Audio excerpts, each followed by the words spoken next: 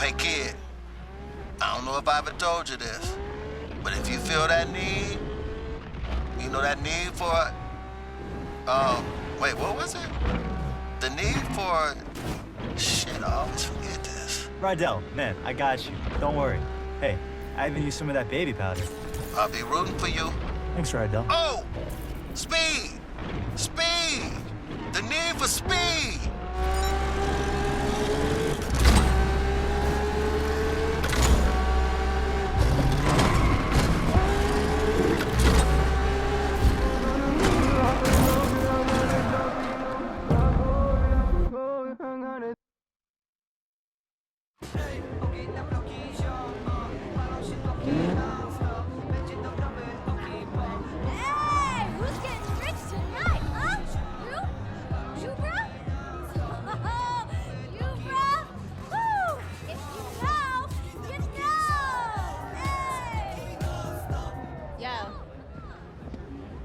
Looks like Alec replaced me already. Did I look that ridiculous? Yes, absolutely. They're dropping a fortune to stop us. What do we do if it works? I don't know.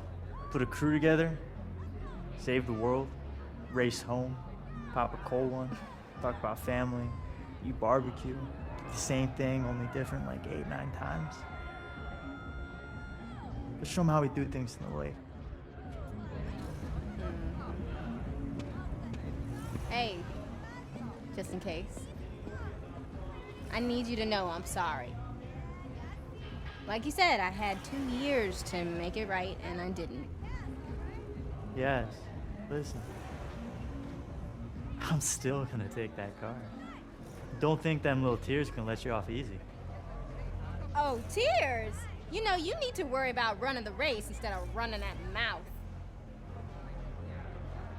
All right, shut up! Shut up, shut up! This is it! Woo!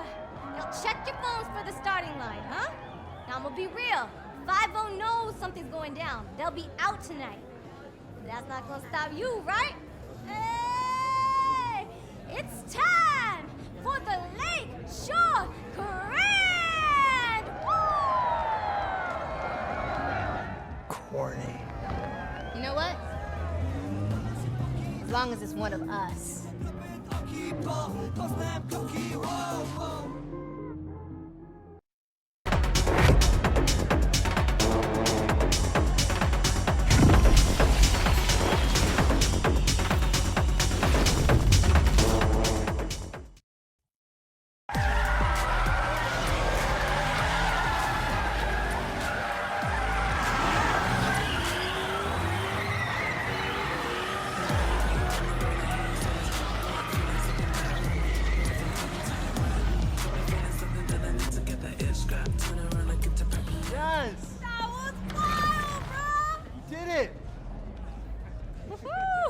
Everybody loves an underdog. Oh yeah? How's Alec? Broke, fam. Thanks to you. I'm lost. Why do you sound happy? Oh, did I give you the impression that I work for Alex? How many times I have to tell you, Speedy? You never bet on just one horse. When I win, I win. When I lose, I still win. Learn from this, Jasmine. Loyalty's overrated. Nah, it's not. Yo, bro, can I get a ride? Hey, you earned it. Just go easy. She's got more kick than the last time you drove her. Kick, huh? You know, Rydell would love to see all this work you've done on her. You think? Yeah, and I need someone to take my car back to the garage. Try to keep up.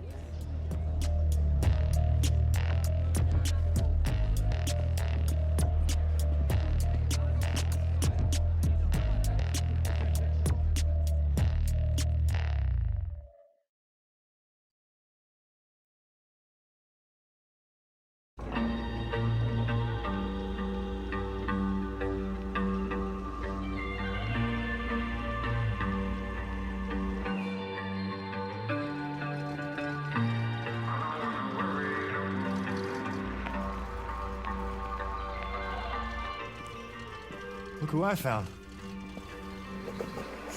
Sounds pretty. Smells nice, too.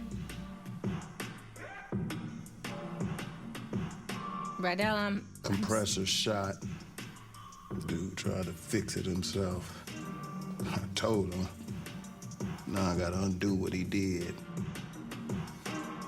Should've listened to you. Pain in the ass. So how's the heights? Overrated. You take the turbo out first? Since when do you do things by the book? Well, never too late to start.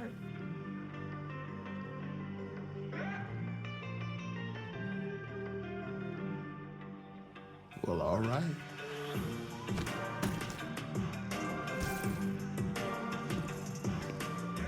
Blake, better watch out.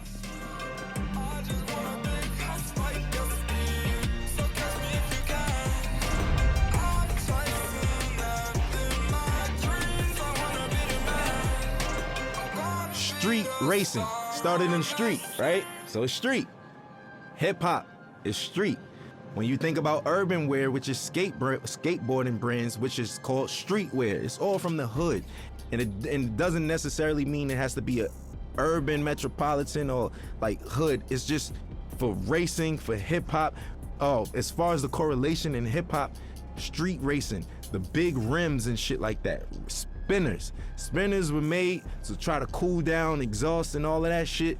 We took it to hip hop in the early 2000s. All the ballers had spinners on their trucks and all of that shit, 24-inch rims. Even decking your car out. The car culture is really like essentially a street and hip hop culture. Struggle, that's what everyone comes from. So hip hop started from struggle. It was people who would take their parents' records, right? And they knew that in the beginning of this record, it's 10 seconds that the drum is just looping. What they'll do is put that on the Serato turntable, and then they'll loop that 10 seconds, and that should beat. Then they'll take another record, put it on the other side of the turntable, and that gives you your percussions and your hi-hats. And then they just take a microphone and rap.